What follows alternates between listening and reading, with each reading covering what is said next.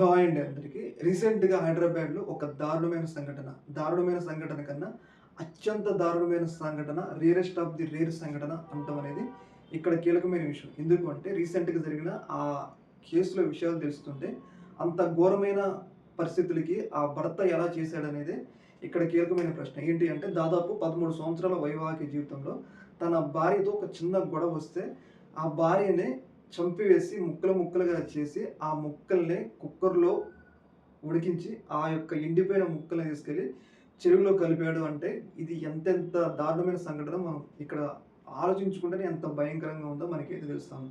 ముఖ్యంగా ఆమె చనిపోయిన తర్వాత ఆమె తలని మనం మేక తలకాయలు ఉంటాయి కదా! ఊర్లలో మేకలు కోసినప్పుడు మేక తలకాయలను ఎలా కోస్తారో అలా కోసి మరి ఆ యొక్క తలని ఏమంటారు పొడిలాగా చేసిండంట. ఆ పుర్రెను పొడిలాగా చేసిండంటే ఎంత దారుణమైన వ్యక్తో మనం అర్థం చేసుకోవాలనమాట.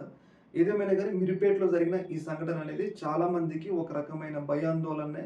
అసలు మనుషులు ఎందుకు ఇంత క్రూరంగా తయారైతున్నారు అన్న విషయాన్నయితే మరొకసారి అయితే లేవనెత్తడం జరిగింది. దాదాపు 13 సంవత్సరాల వైవాహిక జీవితంలో ఆమెని అలా ఎందుకు చంపాడనేది ఇక్కడ కీలకమైన ప్రశ్న. అక్కడ స్థానికులు చెప్తున్న దాని ప్రకారం ఏంటంటే వాళ్ళిద్దరి మధ్య పెద్ద గొడవలు కూడా లేవు.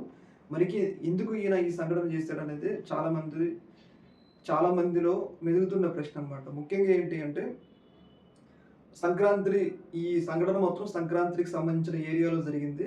ఆ డేస్‌లో జరిగింది. ఎందుకంటే ఆ సంక్రాంతికి సంబంధించిన వాళ్ళు చుట్టుపక్కలోళ్ళు మొత్తం వేరే వేరే ఊర్లకెళ్లారు. సొంత ఊర్లకెళ్లారు కాబట్టి అదును చూసుకొని తన భార్యని చంపి అసలు కుక్కర్‌లో ఉడికించిండు. మాంసం ముక్కలు కుక్కర్‌లో ఉడికించి ఎండబెట్టి చెరువులో పడేసిండంటే అది ఎంత దారుణమైన సంఘటనో మనం అర్థం చేసుకోవాలి. పోలీసులు కూడా భయపడుతున్నారు ఈ సంఘటనలు. అంటే అసలు ఒక వ్యక్తి ఇలా ఎలా చేయగలుగుతాడు? అది కూడా 13 సంవత్సరాలు తనతో కాపురం చేసిన వ్యక్తితో ఎలా చేయగలుగుతాడని చెప్పేసి చాలా భయపడుతున్నారండి.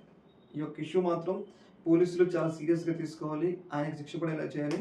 ఇలాంటి రేరెస్ట్ ఆఫ్ ది రేరెస్ట్ కేసులో రీసెంట్‌గానే ఒక వుమెన్‌కి కేరళలో తమిళనాడులోనో ఒక వుమెన్‌కి తన బాయ్ ఫ్రెండ్‌ని మోసం చేసిందని చెప్పేసి ఉరిశిక్ష విధించింది. ఈ కేసులో కూడా ఉరిశిక్ష విధించాలి. ఎందుకు అంటే ఇది చాలా ఘోరమైన సంఘటన. ఇలాంటి సంఘటనల గురించి కూడా మనం ఇంతకుముందు ఎప్పుడు వినలే. ఏదో ఢిల్లీలో ఒక మహిళని చంపి ఫ్రిడ్జ్‌లో పెట్టిండు అని చెప్పేసి విన్నాంలే కానీ, మరి ఇట్లా ముక్కలుగా చేసి ఉడికించి మరి పొడి చేసి మరి ఆయన చెరువులో పడేసిండనేది అసలు ఇంతకు ముందు కూడా ఎప్పుడు జరగలేదు. ఇది ఒక రకమైన rarest of the rarest case. పోలీసులు చాలా చాలా ఛాలెంజింగ్‌గా తీసుకొని ఈ కేస్‌ని సాల్వ్ చేయాలని చెప్పేసి మనం కూడా కోరుకుందాం. కాపోతే అలాంటి వ్యక్తిని మాత్రం సభ్య సమాజంలో తిరగనీయకూడదు. బయట ఉంటే వాడు ఇంకెంతమందిని చంపుతాడో మనకే తెలీదు. ఆయన మాజీ రిటైర్డ్ మేజర్ 35 ఇయర్స్‌కే ఆర్మీ నుంచి రిటైర్డ్ అయిపోయిండంట. మరి ఆ తెలివి మొత్తం తన భార్య మీద ఉపయోగించాడేమో మనకే తెలవాలి. కాపోతే ఈ సంఘటన విన్నోళ్ళు మాత్రం చాలా భయపడుతున్నారు. అసలు మనుషులు ఎందుకు ఇలా తయారవుతున్నారని చెప్పేసి చాలా భయపడుతున్నారు. ఈ యొక్క ఇష్యూ మీద మీ యొక్క అభిప్రాయం తెలియజేయండి. ఓకే. Thank you.